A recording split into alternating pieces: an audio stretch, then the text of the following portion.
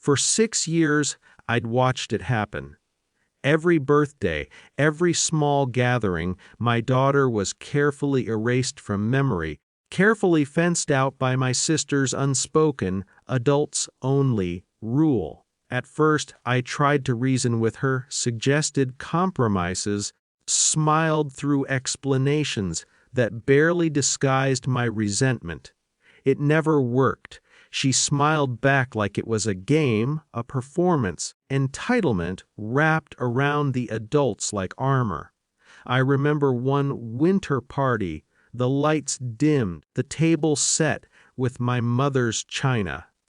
My daughter, clutching a handmade card, wandered the edges of the living room while my sister chattered with relatives, her own children wrapped in laughter. I said nothing, mostly because I couldn't. I had no leverage then, just the gnawing knowledge that family meant her rules. Years passed like this. Quiet, bitter, I learned to manage the irritation, to swallow it into polite smiles. But each party, each moment of exclusion, quiet erosion, I kept track, not openly, but internally. Each refusal, each sidelong glance, each whisper of adults only, built a ledger in my mind, a tally of small injustices. When the idea came, finally, to host a party for my daughter, to honor her with everyone we loved, planned it with the care of someone constructing a delicate bridge over a chasm. Invitations were sent, small gestures prepared, favors tucked in the corners. I didn't advertise. I didn't hint. I simply created a space that belonged to her. The day arrived. The house smelled of fresh flowers and baked goods. A playlist of her favorite songs hummed softly through the rooms. Laughter began to swell.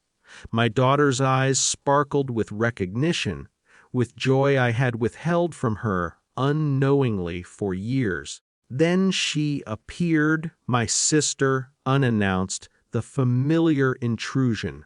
She moved through the doorway like a shadow surveying the scene, children trailing behind her like echoes. The room shifted, a brief silence settled over the edges of the laughter.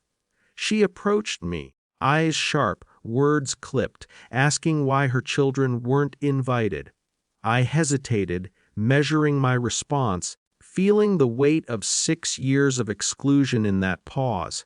Before I could speak, an elder cousin stepped forward, voice calm but firm. Invitations were sent.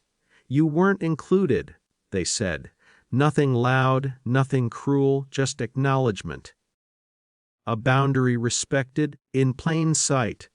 My sister's lips pressed into a line, the tension coiled around her shoulders, but she said no more.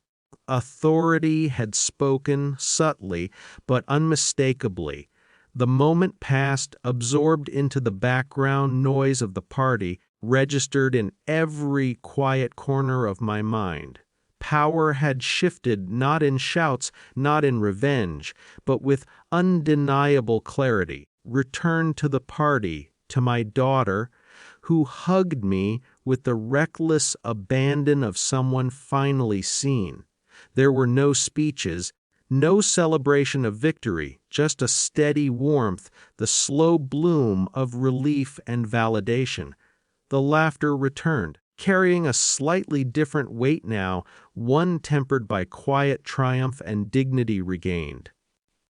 Later, found myself sitting in the fading light, thinking about my sister, about years lost and boundaries finally enforced. There was no triumph in her discomfort, no sweet revenge to savor.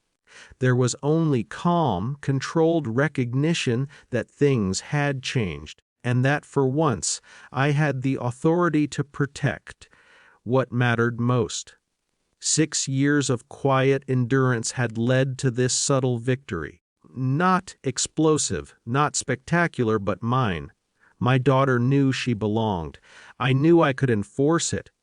And my sister, well, she had been reminded gently but clearly that entitlement could no longer erase another person's place in our lives. The rest of the evening passed in soft conversation, laughter punctuating the quiet spaces. Victory doesn't always roar. Sometimes it waits in patience, in restraint, in boundaries finally honored. To